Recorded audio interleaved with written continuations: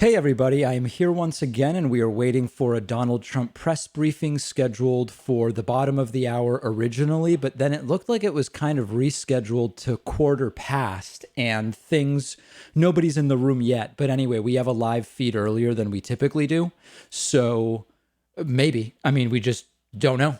It may be, it may not be. I would expect a lot of focus on Donald Trump's claiming victory over the normalizing of relations between Israel and the United Arab Emirates. We're going to talk about that a little bit later. I have a ton of stuff to play for you from the standpoint of memes, videos, animations, and comedy.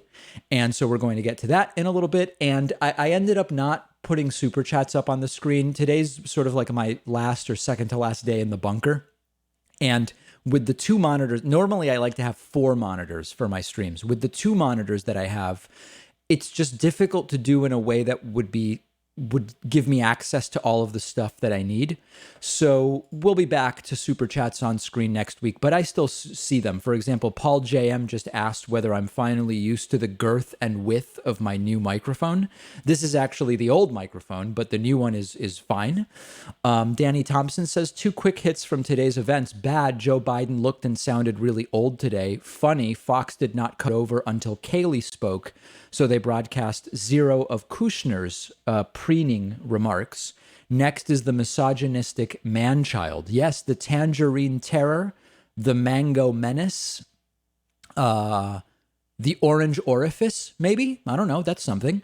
We're going to be looking at a bunch of funny stuff momentarily. I will have updates for you about the brutal attack on the David Pakman Show website that took place yesterday during the live stream. I have updates about what's going on with Sam Cedar, and some more shots have been fired. But yeah, yesterday was a very problematic day from a tech standpoint, that's for sure.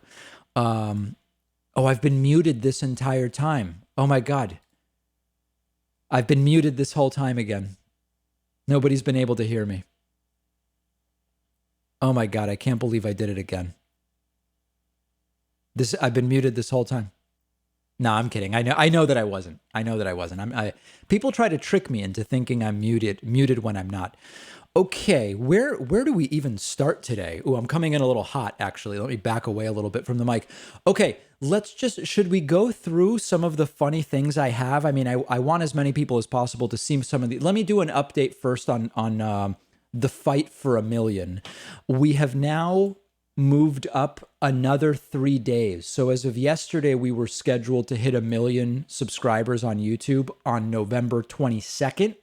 It's now been moved up to November 19, meaning we are only 16 days away as far as a projection. Obviously, nothing's guaranteed. 16 days away from November 3rd, which is the goal. And we do have a video that went sort of like insta-viral at 4 p.m. About yesterday's press briefing, actually. In the first hour, it already has 160,000 views. That's unbelievable. So that'll probably bring in a few more subscribers, and then hopefully this stream will do okay. So we're actually, I got some funny messages yesterday telling me, David, there are people on the internet who are criticizing you, saying the only reason you're accelerating past Sam Cedar is that you're doing viral anti-Trump videos and live streams. It's like, wait, that's like saying you're only winning the race because you're running faster than everybody else. What? How is that even a criticism? Yeah, I'm making content, and some of the content does well, so people subscribe. It's like it was a very weird criticism. I didn't really get it. And by the way, Twitch, our last 10 days on Twitch have been our best 10 days on Twitch since like the first time I ever did a stream, and we got like 3,000 followers in a day. So we're very much we're very much doing the Twitch things. All right, so let's get into some of these other things that I have, because I think you're going to enjoy some of these.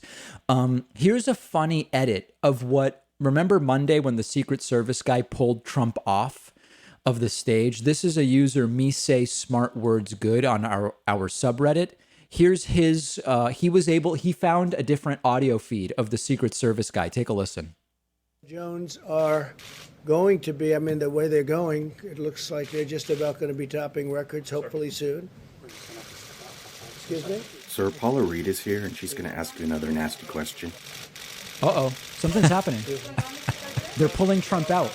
Is there some kind of threat? All right, so that's pretty good. I like that one. That was a good one. This is one of my favorite things. I've mentioned before, when people's pets like watching the David Pakman show, please film them and send them to me. And I have this great video from about a year ago of a Portuguese dog, not a Portuguese water dog. I'm not talking about the breed Portuguese water dog. I'm talking about an actual dog in Portugal who seems enraptured by the sound of my voice. And this is another video. This is, what's this dog's name? Hold on a second. I think this is Willow. Apparently, when I pulled out the old calculator yesterday during the live stream, Willow just could not look away. And I guess she's captivated by the sound of my voice. Take a listen to this. 135,000, meaning that our average YouTube stream is about 1.6% of my audience. We've recently been often getting 3,000 viewers live on Twitch. We only have... Isn't that great? I mean, and it's like, it's not even that the dog is watching me. The dog is watching me do math. Meaning that our average YouTube stream is about 1.6% of my audience. However... All right, so I believe this dog is named Willow. If you have video of your pets watching the show, please send them to me through our website contact form. The Letter Hack, who is a great cartoonist, put together this image about the fight to a million with Sam Cedar. Let me zoom it out a little bit. That didn't work. That's so weird. I zoomed out and yet it zoomed back in. That's bizarre. How can I do this? I don't know why it's not all showing. Okay, well, in any case, Left is Best Entertainment System Console. This is a great video game, all made up and totally joking. As I've mentioned about the fight for a million with Sam Cedar, it is completely made up and we are just kidding, although we have to pretend not to. It is called Beast Mode Rampage. There's Sam. Now, I seem to be a lizard and Sam is muscle bound. That's interesting. The competition for most subs between Pac-Man and Majority Report is getting heated. Beautiful art. Love when I see creative stuff like this. A couple other things. This somebody is calling patented Pac-Man wisdom. Let's see what's up with this. Resulted in more Yosemenites are at particularly high risk of fatalities if they don't get plasma. loss thus That's far actually to good. I think that's actually a really good. That actually makes sense to me. Let me listen to that again. resulted in more Yosemenites are at particularly high risk of fatalities if they don't get plasma. loss. Beautifully said. Beautifully said.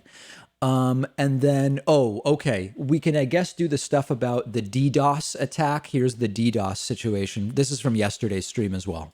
Those numbers are incredible. So we are actually experiencing a DDoS attack right now. We have 3 people working on it on our website, and clearly somebody not wanting people to sign up for memberships, a direct attack on the David Pakman show. We've dealt with it before.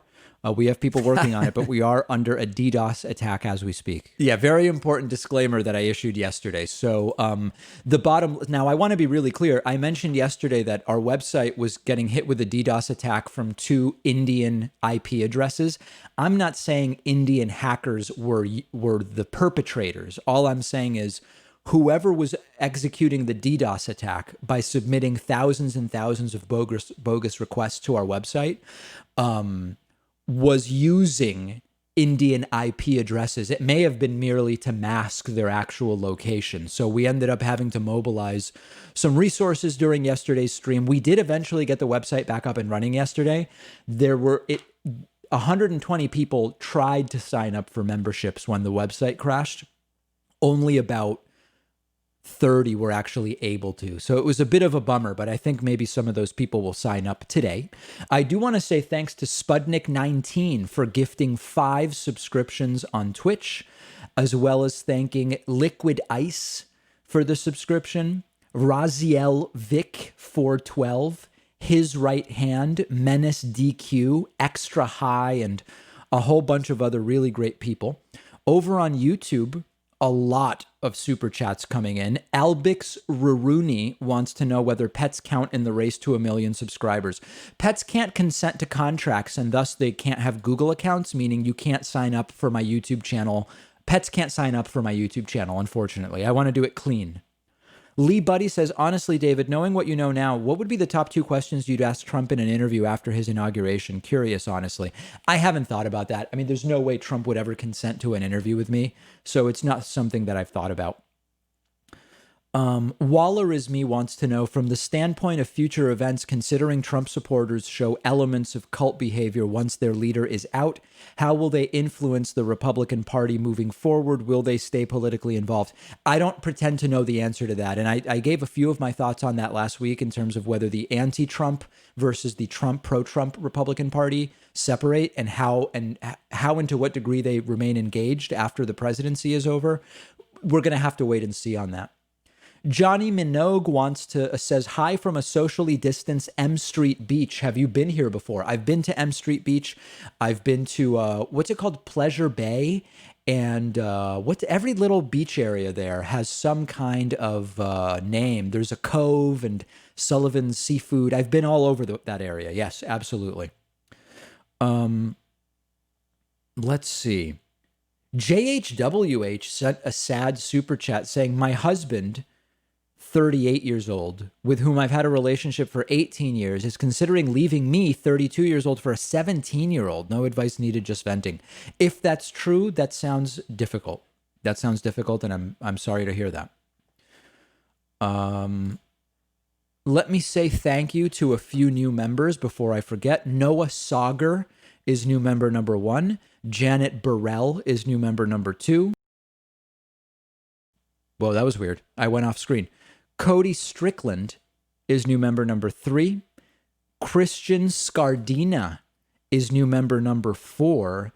And Bryant Doff DeLeon is new member number 5 today at joinpacman.com. You will notice the website working. It couldn't be working any better. The website's working beautifully today. Okay, I have something else very special for you, which is a delightful animation. This is from a YouTuber named Silkworm, who has given me permission to re-upload this to my channel. This is really good.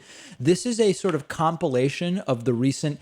What Silkworm did is he wove together a bunch of different live streams that I've done to create this animated narrative. This is really, really good. I mean, this is arguably... Well, this is in the top 5 of sort of like ancillary content that has been made from David Pakman Show content. Take a look at this. I'll make sure that our volume is up over here, so if Trump does start, we won't miss it. This is just a couple minutes. So listen, while I have you, what should I be doing on Twitch? I'm trying to keep growing and revitalizing on Twitch. This is destiny. I just don't really, I'm thinking of what I want, the right Twitch strategy, and you seem to be a good person to go to for that. Well, right now, holy shit, David. Right now, the Twitch meta is actually chess. Maybe I should run another tournament. Would you play in it if I did? Maybe. I'd consider it, Right. You would consider it. Yeah, I would. I think I would. All right. Yeah. I think next week is going to be chess on Twitch for me. Right. Beautiful.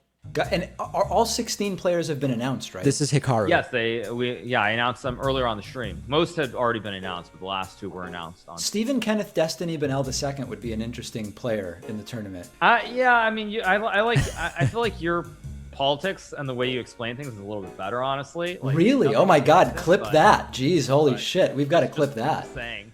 That's shocking. Last thing before we move on, have you taken a position on the David Pakman versus Sam Cedar race to 1 million YouTube subscribers, or are you abstaining from that? Interesting. Well, I haven't even heard about this, so I don't have a take on it yet.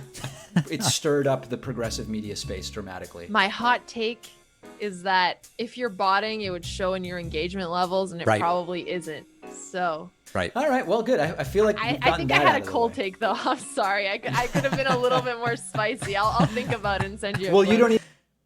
Okay, let's look at a few different elements that I have to play for you. There was a very ugly moment the other day with Stephen Kenneth Destiny Bennell II and one of my chess coaches, Alexandra Botez. You tell me what you make of this. This seems like there's a little bit of, I don't know if we would call it jealousy or envy, but so well done. something seems a little weird. Take a look at this. But hey, listen, I hope you have fun. I hope you have fun with your new best friend, David Pacman, playing in PogChamps, okay? I hope you guys have a great time over there, and I'll just be over here getting dumped by my fiance, you fucking bitch. That's pretty aggressive. I don't like how Destiny, he seems rattled and on tilt quite Now, the one thing I will say is my hair is not this color. That's the only thing. But otherwise, this is great. By the fact that Alexander has been coaching me, it's weird. It's weird. And I'm going to have to probably get a hold of him and see if we can clear some of that up, because that's I don't want things going in that direction with Steven. Right. And, I just think we have to be very, very careful there. Okay, so we've got that. Other memes. I don't know why other memes on the screen I find absolutely hilarious. See if I can put these up on the screen. Yeah, here we go. Let me see. There we go. So, all right, so there it is. Go check out The Wizard and the Slug by Silkworm, who did a really, really good job with that. And we're going to be posting that to our YouTube channel. And I think it could be I think people are going to love it. It's really, really well done. And yeah, the depiction of my set is really well done. My shirts are good.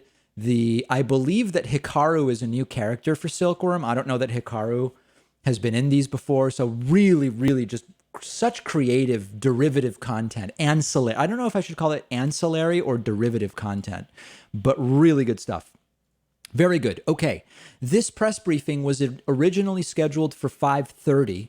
It was then rescheduled for 5:15. So I guess maybe once they're late, it will actually be for 5:30. I don't know. The White House feed is not yet live, which is usually a sign that we're still more than 5 minutes out. Robert Olin has just sent in a 1,000 Swedish kroner super chat, which is blowing all other super chats out of the water today, with the message, Sweden sends some Swedish capitalism. Oh my God. That is a shot across the bow if I've ever seen one. Thank you, Robert. I really appreciate that. James Watson says, what do you think about Tulsi hijacking the Republican Party in 2024, assuming Biden wins? I think nothing of it. That's not even interesting to me. Unknown Prodigy says, any strategy for PogChamps you want to reveal? No, not really. Not really. Still working on it. Chakoseki says, what's the likelihood Trump shows up sedated and slurring on clownazepam and repeats his briefing 3 to 4 times?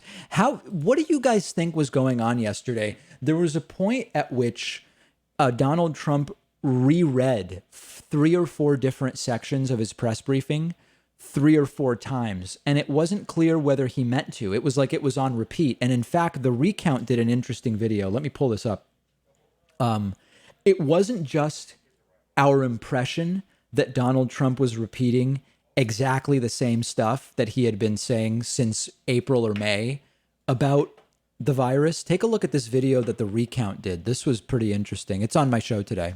The United States has now conducted more than 66 million tests. That's far more than any country in the world. India, America has the largest at-risk population, 1.5 million residents of nursing homes, about 5 times that of other European countries. We're on track to. This is wild, right? I mean, it's eerie. Yeah, I see people in the chat. It is bizarre. Rapidly produce 100 million doses as soon as the vaccine is approved, and we've delivered over 1,800 rapid point-of-care testing devices. Anyway, you guys get the idea. So it wasn't just me metaphorically saying we've heard all of this stuff before.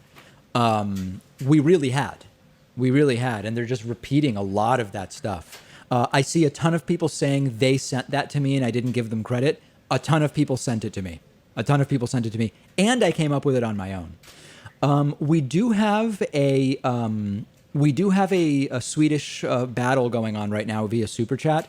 Robert Olin sent 1,000 Swedish kroner super chat bragging about Swedish capitalism. Our friend Per Tiren now is in on the action with a 500 Swedish kroner super chat saying, let's listen to the madness. David, I have installed BS filters on my headphones. If the filter fails, will you save us? I will try to. A lot of photographs being taken right now. Jeez. Thanks to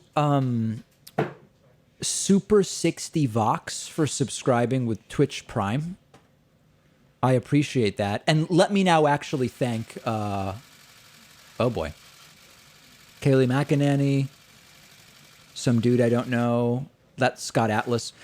Rebecca Kelly Pycroft is new member number 6 today. Spotty Stripes is new member number 7.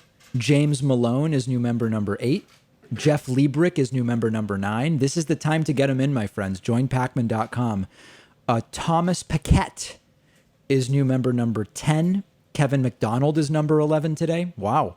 Eric Azaris is number 12. Who am I missing? I think I'm caught up. Yeah, the website is back up and running. I know a lot of people were unable to sign up yesterday, but I'm sorry, our website got hacked. It is back up. Some hackers were really committed not to allow you to sign up yesterday, but you can sign up at joinpacman.com. The coupon code still works. Everything still works. Joinpacman.com 2020 now. You save 66%. And the website could not be functioning better. We've put in a few new protective elements, and I think we are in pretty good shape. People saying that, how is that even possible? That my latest YouTube video is down? That doesn't make any sense. How does YouTube go down?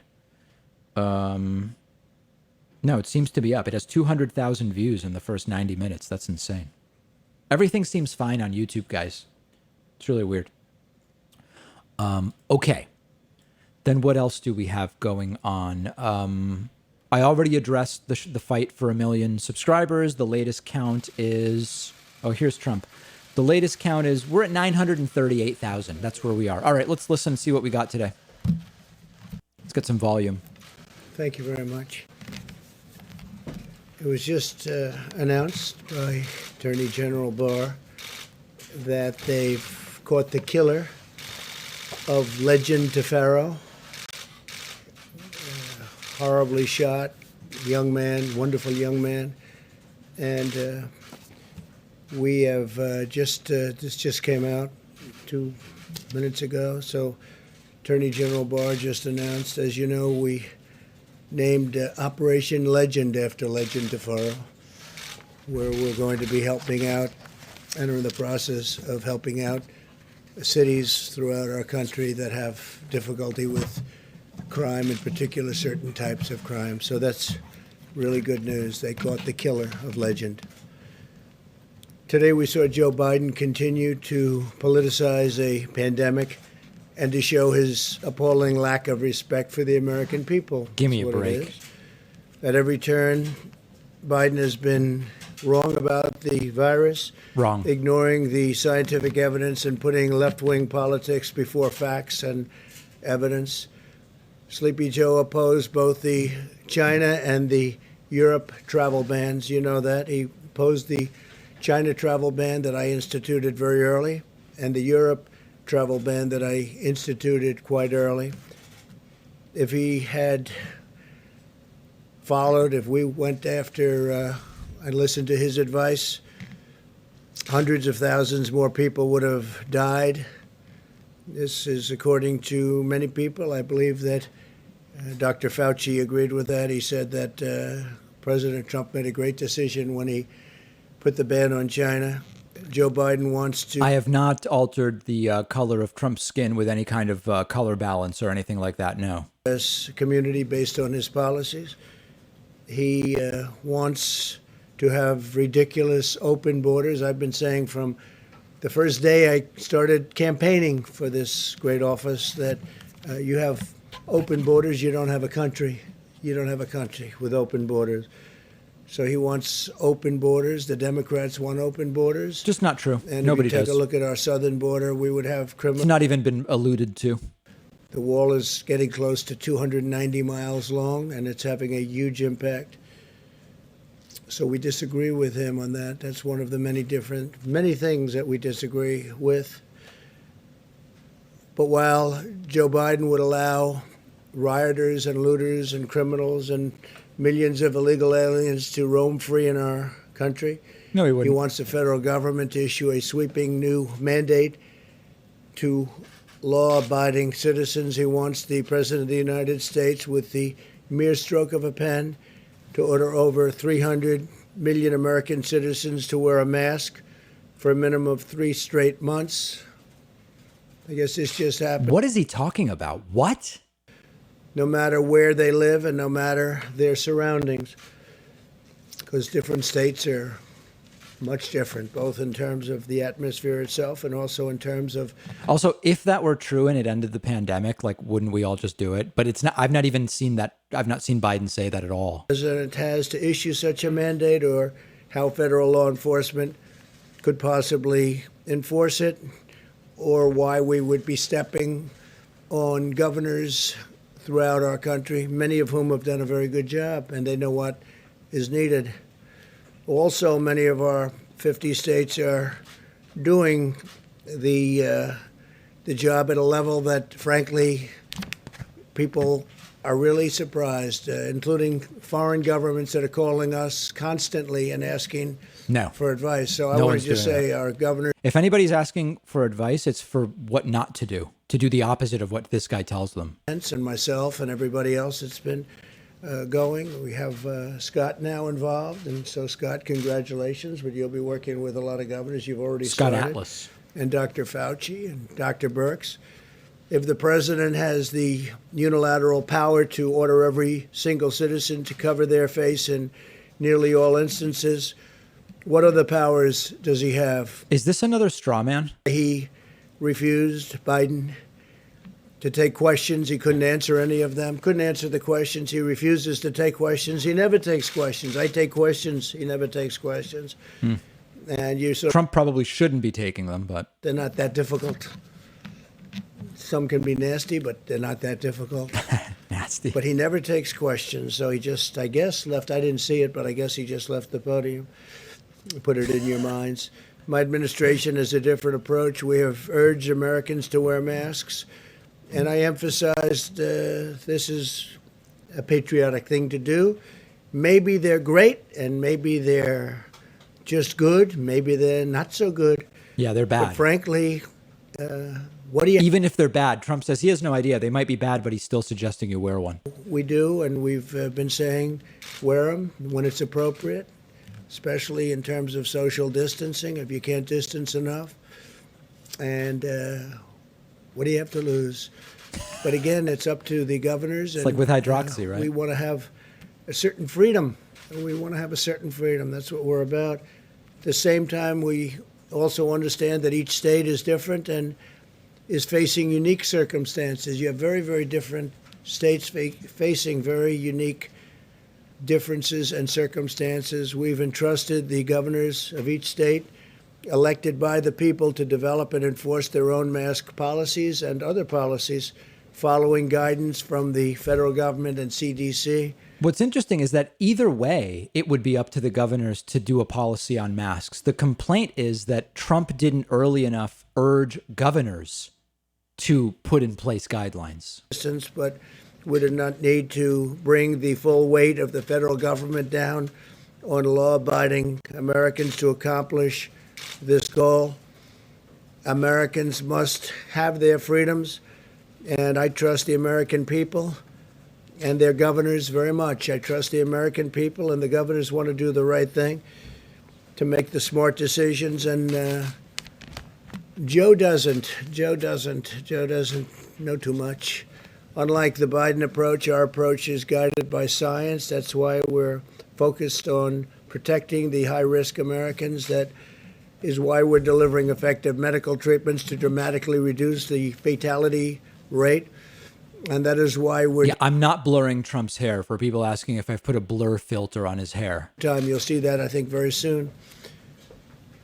Sleepy Joe rejects the scientific approach in favor of locking all Americans in their basements for months on end, which I think is something that Scott would be very opposed to. I think I can speak for you. We've been dealing pretty strongly over the last number of weeks. But he wants them in the basement for months on end. And you have governors that have been very, very strict on keeping people in their houses, keeping people in their, wherever they may be, apartments. And frankly, I don't think the results are necessarily better than other results. But he wants to shut down our economy, close our schools, and grind society to a halt. And he wants it done by a federal decree. This would lead to a crippling, long-lasting depression. This would be a crippling, long-lasting depression. And yesterday I showed you the numbers about how well we're doing coming back with auto sales and auto manufacturing and used car sales and housing sales at numbers that nobody would have believed. And we're back and very strong. It's a very strong V. It's almost used car sales. Straight up V. We'll be discussing that over the next couple of days. But the economy is coming back, and the employment numbers over the last 3 months are a record in history of our country. And we'll be back next year. I think we'll be maybe even stronger than the previous year, where we set every record in the book on employment. And if he's gone, that's market. possible. By the way, our stock market numbers are very close to record, and NASDAQ is actually record over the last 14 days, 14 times now. It's been record. 14 and times. That's during what we hope will be the more final stages of the pandemic. So if we did what Biden wanted to do, it would shut down our healthcare system and lead to a massive increase in mortality, including suicide, overdose, heart disease, and countless other physical and mental harms. They're doubling down on suicide. Today, this guy, Charlie Kirk, who you might be familiar with, said that there would be hundreds of suicides if we don't have college football in the fall. Now people really like college football, but hundreds of people will kill themselves if they miss a few games of watching it on TV. That's weird. Through suicide, through so many other things, alcohol, drugs. Biden's approach is regressive, it's anti-scientific, and it's very defeatist, but it'd be very bad for our country. While Joe Biden has been playing politics from the sidelines, he has no clue. We've been solving problems and delivering tremendous results. The most advanced and robust testing system on the planet, the #1 producer of ventilators in the world by far, unprecedented industrial mobilization, biggest since World War II, Operation Warp Speed to deliver life-saving treatments and very soon a vaccine. What a plan by Joe Biden has actually laid out would do, we've really already accomplished. In fact, many of the things that was well reported over the last few days, every single thing he said to do, every single thing we did, and we did them well. So Biden is. So did Biden have the wrong ideas or the right ones, which you did? Which is it? What he thinks we should do, and he spews it out, and then I guess you could say he plagiarizes, and he really did in our case, because every single one of the events, I think, Kaylee, we can say that was something we had already done. So we'll defeat the virus, but not by hiding in our basements. He's got to come out of his basement. We'll defeat this virus through a common sense mitigation effort, shielding those at highest risk and unleashing America's medical and scientific genius, which is what it is. And we've already been doing it, and we're very close to having something that's going to be very, very special in the form of therapeutics and vaccines. To Joe, I would say stop playing politics with the virus, too serious. Partisan politics has no place here. It's a shameful situation for anybody to try and score political points while we're working to save lives and defeat the pandemic. Right. In times of national challenge, Americans, and we are, by the way, we are working with countries from all over the world, and they're trying to learn from us. And some of the countries that you spoke most well about are having a tremendous surge right now. But it'll work out. But Americans must unite together, and they must put politics aside and have to. The closed captions are actually hilarious. Common good. Seeing Trump transcribed adds to the crazy. Trials are doing really well. We're producing the most promising vaccine candidates in advance. As you know, part of the largest industrialization ever. It's incredible when I meet with heads of companies that are doing this, that are the best companies anywhere in the world. It's incredible where they are, how they're doing, and the speed with which they're doing it, and also the speed with which the FDA is approving things. Because by any other standard, you would have been 2 or 3 years away from being at the point that we're at. By the end of this week, we will have shipped 1,846 rapid point-of-care testing devices to nursing homes, which are a very important source, as you know, for people that are not handling the plague from China very well. This week alone, we're sending 992 testing devices and 450,000 tests to more than 950 nursing homes across the country. And these tests are incredible. These are tests that are all new, very modern. And we're also getting on the tests that are not done. These are all new tests as opposed to the old ones from 3 months ago. When they do send them to a lab, they're coming back now in 3 days. So it's a 3-day process, which is about as good as you can do. You have 1 day of delivering, 1 day of receiving, and 1 day in the lab. We're also requiring all nursing homes to test all members of their staff at least weekly.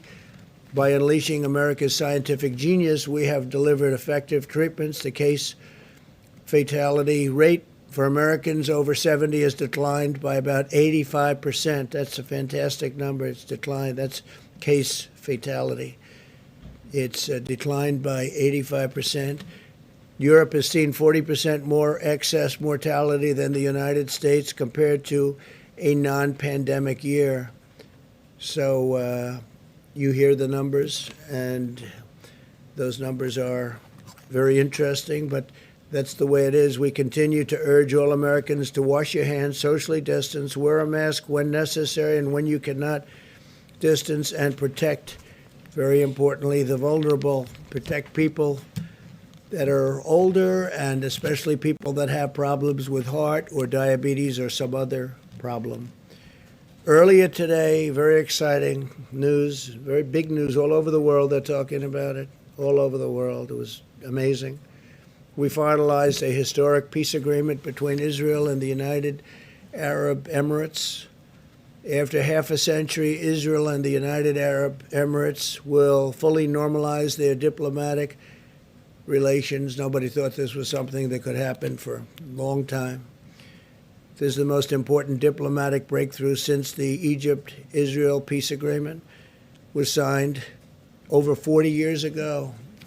We have Ambassador to Israel, David Friedman, here. Thank you, David, for being here. We very much, you would agree that this was a big day for Israel and a big day for the world.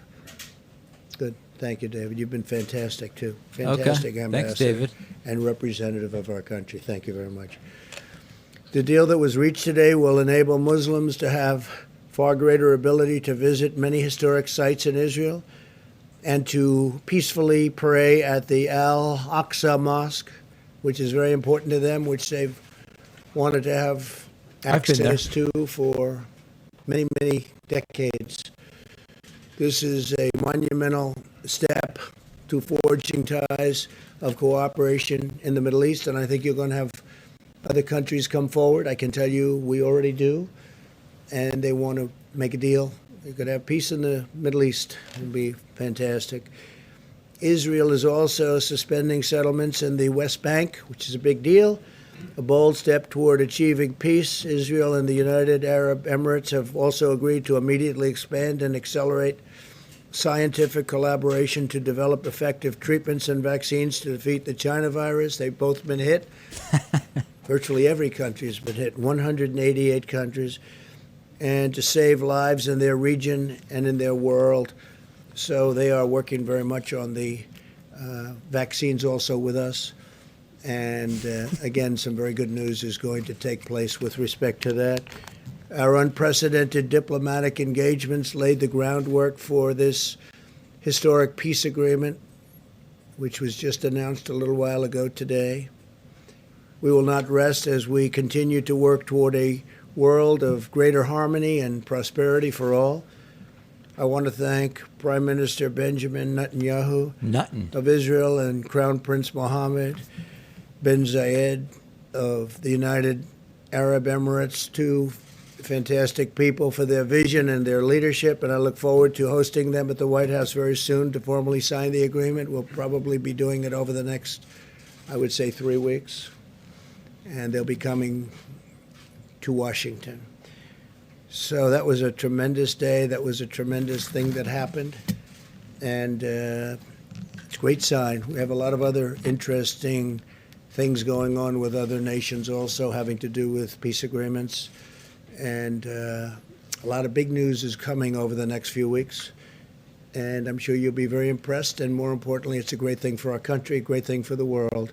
When he says you'll be impressed, like, is he talking to the media? Is that who he wants to impress? About school-age kids and food. One of the real problems when you shut down the schools, these are kids on reduced and free lunch programs. They need these meals to make it through their day. Seems like a sycophantic play here. Well, what, if anything, can the federal government do to make sure that the kids still get decent meals as long as the schools are out? Well, you know, we don't want the schools shut down. We want the schools to open. And especially very young children handle it, all children, but especially very young children handle it very well. So we want schools open. We don't want to be in that position. We want schools open. Not the question, though. We've made payment, and we would, frankly, if the school isn't going to open, we would much rather follow the child with the payment, give the money to the child, meaning the parents of the child, and let the parents do what they have to do, including bringing the child to another school. Because Insane we're finding idea. that whether it's Crazy idea. Parents or children, people want to get back to school. They want to have their life back. Some people say the Democrats don't want schools open because that's where you have a lot of polling booths. And if you have a school closed, you can't very easily have polling booths at the school. That's insane. The poll workers are completely different people. That's the first time I've heard such a ridiculous phrase, talking point. That's another thing that they're doing to try and keep people away from the polls. So we have to look into that. Right. It's Democrats who don't want people voting, right? I've been reading about it, and I don't like it. But we'd like to see the schools open. Didn't answer the question. Then we don't have that problem. Question was Good about question. lunch. Thank you, Chris. Mr. President, what's your understanding of how long Israel will suspend its West Bank annexation plan? What do you think? Tell me. Well, we're putting all our eggs into the basket of peace. We have an agreement with the Emirates. We're going to nail down all the details, embassies, overflights, commercial. Then we're going to extrapolate that to the rest of the region. How long that takes, I can't tell you, but we've prioritized peace over the sovereignty movement. But it's not off the table. It's just something that will be deferred until we give peace every single chance. And what do you want the Palestinians to take away from this deal, since they're not really a party to it? Well, but they are supported largely by some of the countries that we're talking to and that have already signed, in the case of the one country, but others will be following.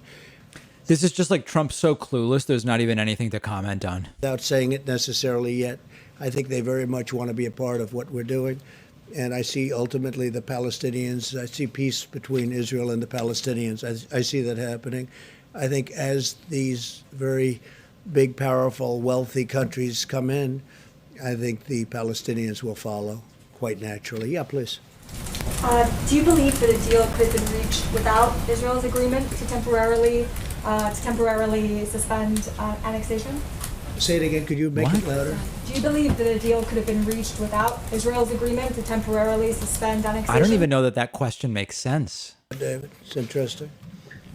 I think you can't do both at the same time. So I think, again, prioritize peace, sovereignty. After peace is given every opportunity to turn to sovereignty.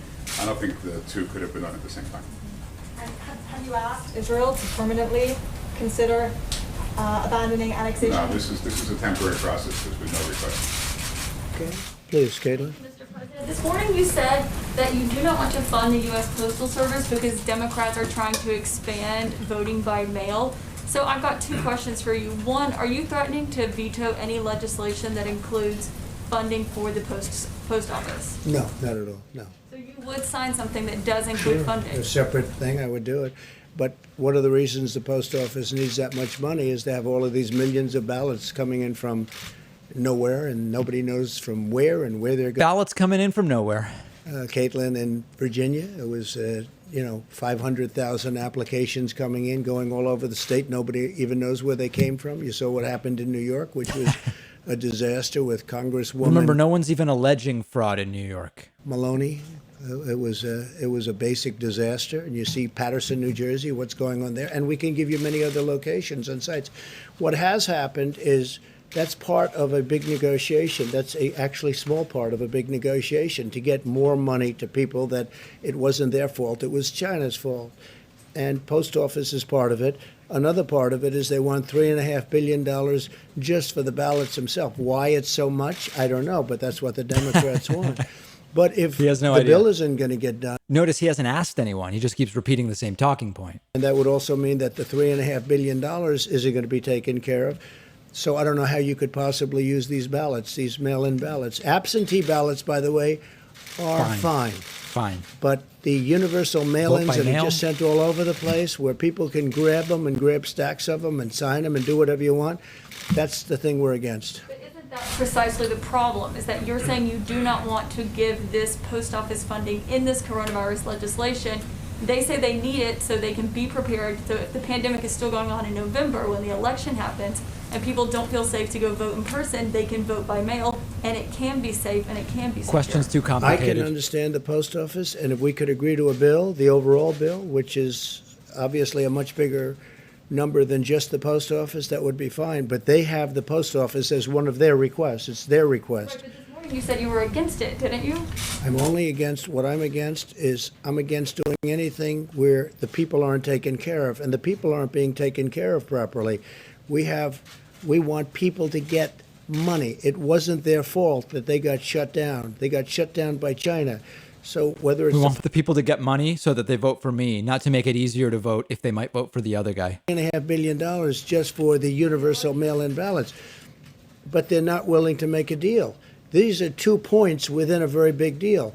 The thing they want more than anything else, Caitlin, and you know this, is bailout money for the states and for the cities that are in trouble, which for the most part are Democrat-run states and cities. So New York has a problem, California has a problem, Illinois has a tremendous problem, and others. States, they want to be able to bail out these states, and we don't want to be doing that, or certainly don't want to do it to the extent they're looking for $1 trillion.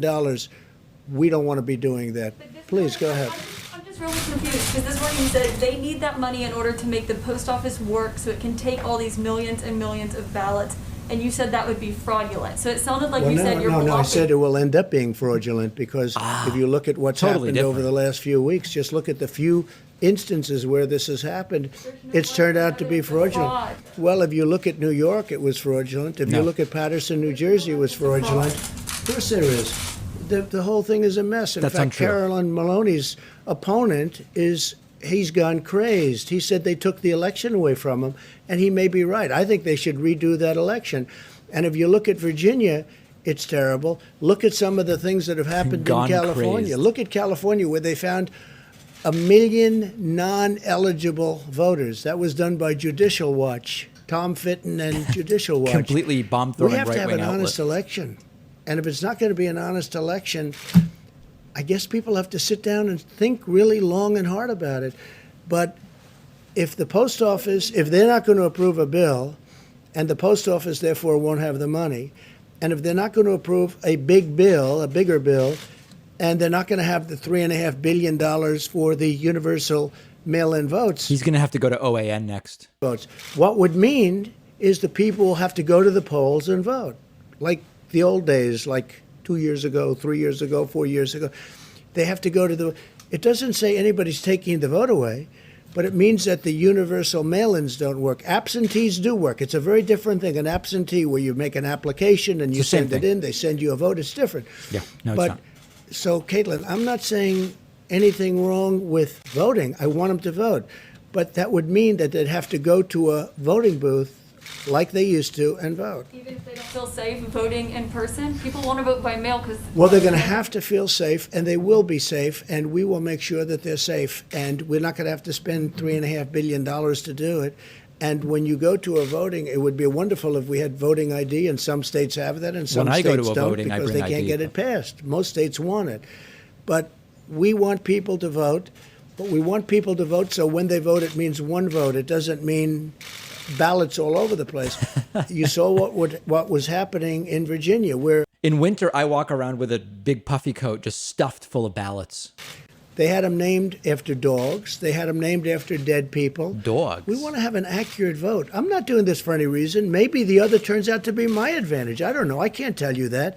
But I do know this. I just want an accurate vote. And it's a fair question, by the way. So does everybody else.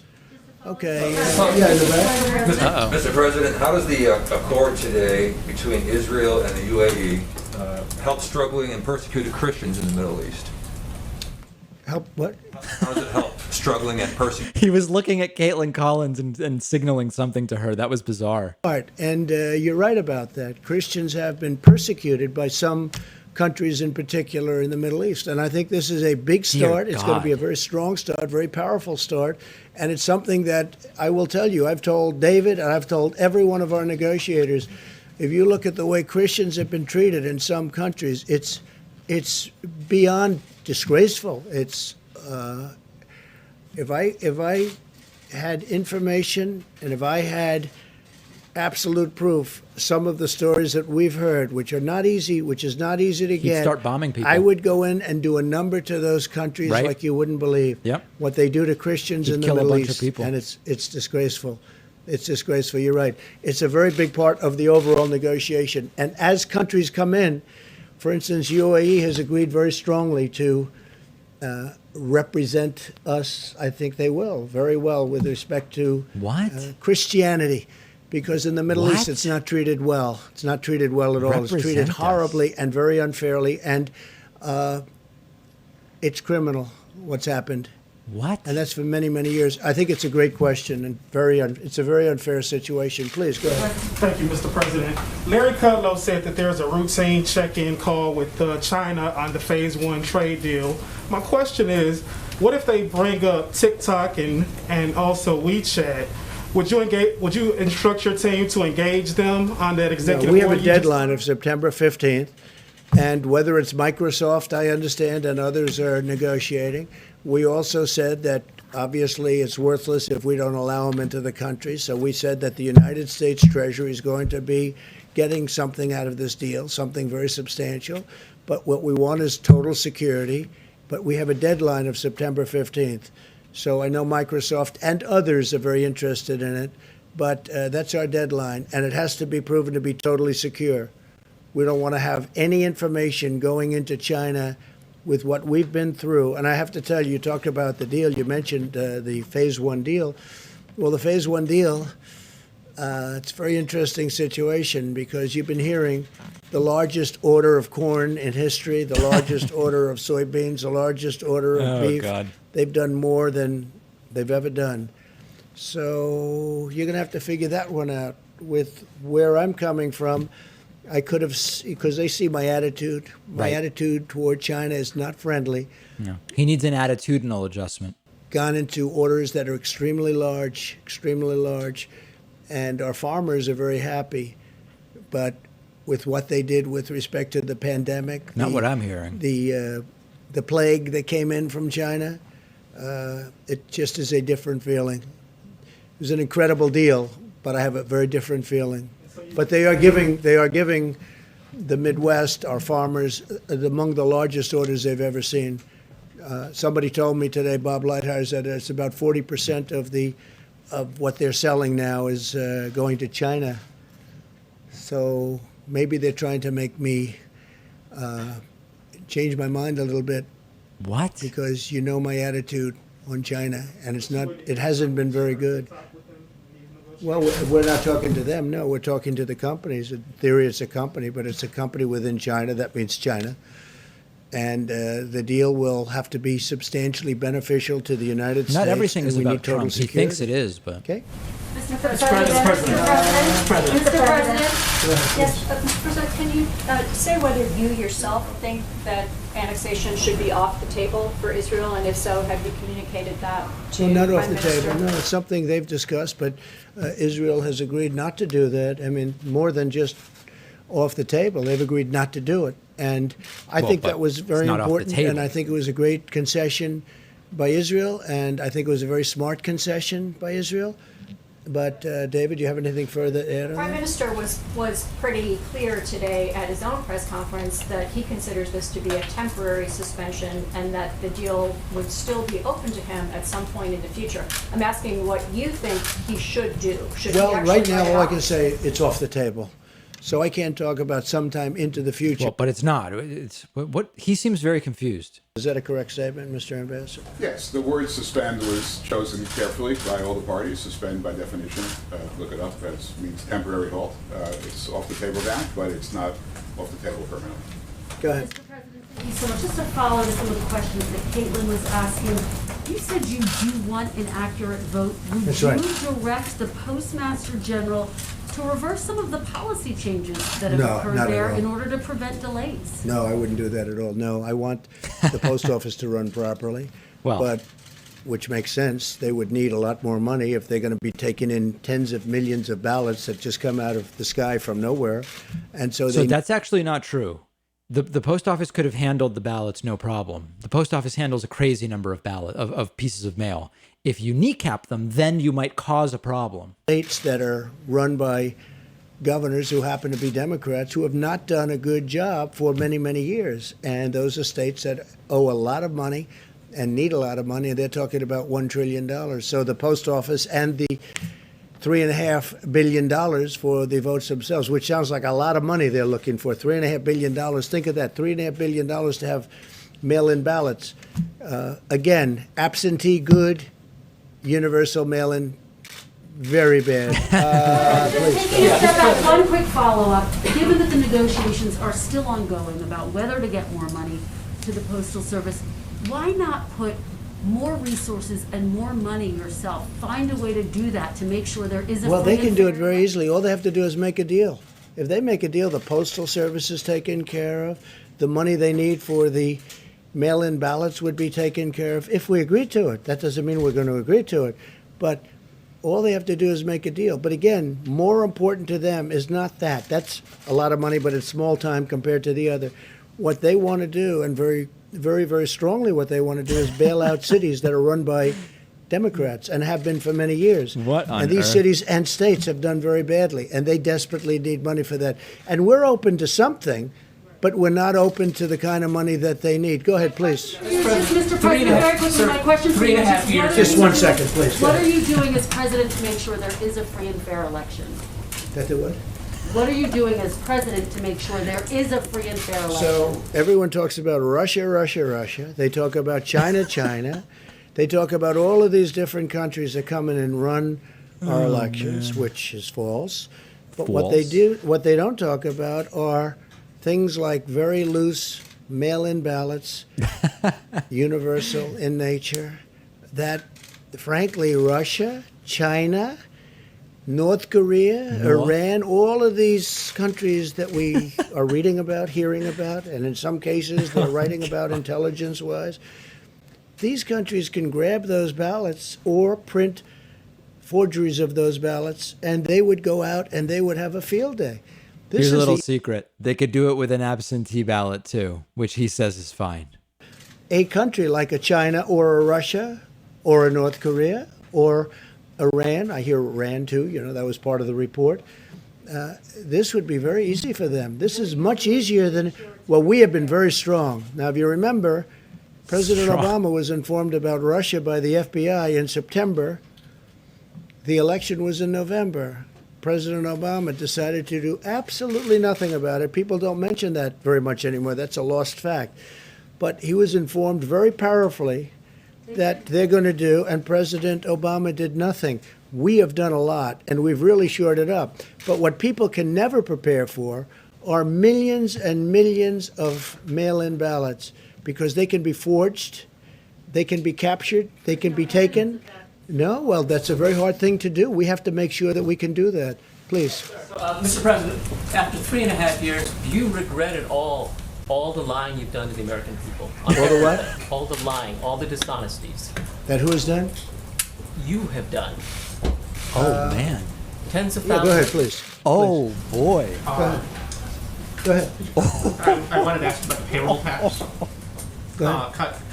One, is it going to be optional or Who is mandatory that? for employers to Oh my defer God. and not collect the payroll tax? So we're- and if I have a follow-up on The that. payroll tax is very important and a very big benefit. Guys, who is that guy and how did he get in there and will he ever be allowed back? Strong, but now directly to people. And it's a very big number, and we're taking care of it. I'm And shell-shocked. this will go directly to the people, the workers within the company. It's a payroll tax. It's called a payroll tax cut. We're cutting the payroll tax, and it's a very large number, and that will go. That was legendary. It really was. Well, if employers collect that through FICA, will that be are they going to be required not to collect that money? You mean later on? You mean later on at a later Right now, date? so September 1, when I get my paycheck, will The it be up to employers, my... the employers will collect it and give it, most likely.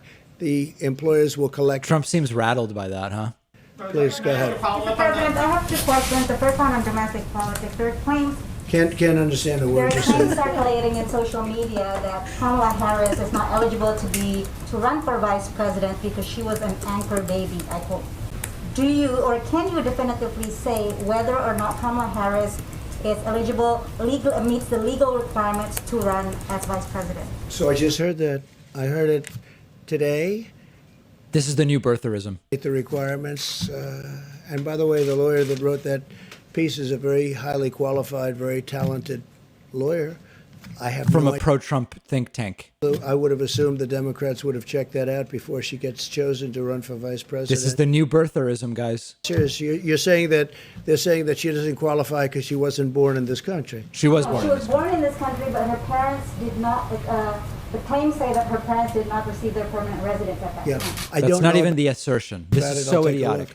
look. That's not even what's being claimed, and what's being claimed is wrong. I mean, this is 10 layers off. That you or she's hoping that you might be able to deliver the speech in front of the UN General Assembly in person, even though other leaders will be sending in their video recordings.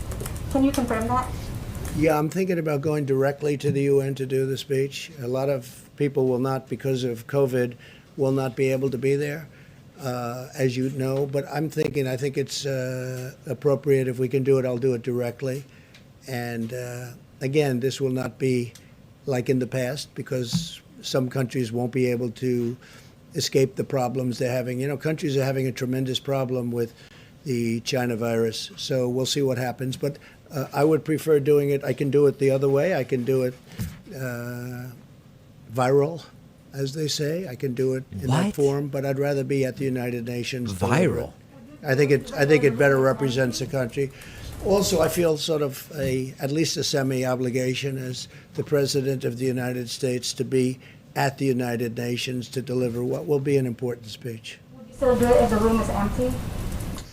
Well, the room won't be empty. The room will have different people there and representatives of countries. But I can understand how it's very difficult for countries to be there. They won't be there only for that reason. They'd love to be there. I've already had people call, in fact, say, a couple of them, I'd love to be there. If you want, I'll be there. I said, don't be there. You don't have to be there. No, the room would be, I think the room will not be, although there may be a spacing requirement like you have in this room. This room was always packed. This room would be packed again if we had the seats open, but you have a spacing requirement, so I understand at the United Nations they may have that too. Yes, please. Thank you, Mr. President. I have a question on the peace deal, but if you don't mind, could I refer my question to Amala Khan from Epic Times? Sure. Oh my Yes. God, Epic Times is in there now? Thank you. I would like to ask your opinion about what recently happened in Hong Kong, recent attack on press freedom in Hong Kong, and Jimmy Lai was arrested, his newsroom was raided. How will the U.S. respond to this? Well, I think it's a terrible thing, but one thing that we have Was done... that OAN deferring to Epic Times? How is Epic Times even in there? Because of freedom. That's EPOCH, by the way. We were giving tremendous economic incentives to Hong Kong, and we have now withdrawn all of those incentives. And it will be impossible for Hong Kong to compete with the United States with respect to that. It just won't be, because we've taken all of the incentives away. If you look at China with the World Trade Organization as an example, they're getting tremendous because they're considered a developing nation, which is ridiculous. Why should they be a developing nation, but we're not? And they get tremendous incentives. We have, by the way, told them it's unacceptable, and we've been We've been doing that for a long time. They understand exactly how we feel, and big changes are being made. But with respect to Hong Kong, they get tremendous financial incentives so that they could do business and compete in the world. We've now withdrawn all of those incentives. It's going to be very hard for Hong Kong to compete. And I will tell you that the United States, and I say this from any standpoint you want to hear it, will end up making a lot more money because of it, because we lost a lot of business to Hong Kong. We made it very convenient for people to go there, for companies to go there. We've withdrawn all of that. And the United States will be a big beneficiary from an economic standpoint. But I hate to see what happened to Hong Kong, because freedom is a great thing. Thank you all very much. Thank you. Thank you very much. Well, it's another completely delusional press briefing in the books once again, and a lot of confusing and bizarre statements certainly made. And the hero, of course, let's see if we can go back to it. Let me see if I can find, where was that guy who asked the question? Where was this guy? Let's see. Was it this guy? Oh, here it is. Yep. Here, you guys are going to like this. Let's go back to it. I want to hear it. We have to make sure that we can do that. Please. So, Mr. President, after 3.5 years, do you regret at all the lying you've done to the American people? On All the what? everything? All the lying, all the dishonesties. That who has done? You have done. Tens of thousands. Yeah, go ahead, please. Please. Oh, man. Arguably the best moment, right? I mean, I don't know that there's been a better moment during any of these coronavirus press briefings. It's legendary. It's legendary. And let me go back. I just want to get another just brief look at that guy. Where is this guy? Because they can be forged, they can be captured, they can be taken. No, well, that's a very hard thing to do. We have to make sure that we can do that. Please. So, Mr. President, after 3.5 years, do you regret at all the lying you've done to the American people? Check this. This guy's aesthetic is on point. I have no clue who that is, but maybe somebody can figure it out. And in fact, if anybody's tweeted out this video, like maybe actually, let's see if Aaron Rupar has twitter.com @Rupar. Let's see if Aaron grabbed it, because this is just amazing. Oh, yep, here it is. Beautiful. I'm just going to retweet this right now before we go any further, because this is just tremendous. Ask Trump after 3. Yep, here it is. Anybody know who this hero reporter is? Most compelling moment of any coronavirus press briefing thus far. What a moment. What the hell? New message. No, that's not what I want. Oh, it disappeared. All right. Well, I guess I'm going to have to deal with that later. No problem whatsoever. Okay. If you're heading out, please remember on YouTube, please hit that subscribe button. We could get to 940,000 subscribers instantly. We're only 700 away. Okay. Help us to 1 million. Help us to 940. 20,000 people watching right now. Please hit that subscribe button. Of course, if you are watching over on Twitch, we are approaching 50,000 followers. I would very much appreciate the follow there as well. Thanks to everybody who signed up, super chatted, all of that stuff. I will talk to everybody again very, very soon.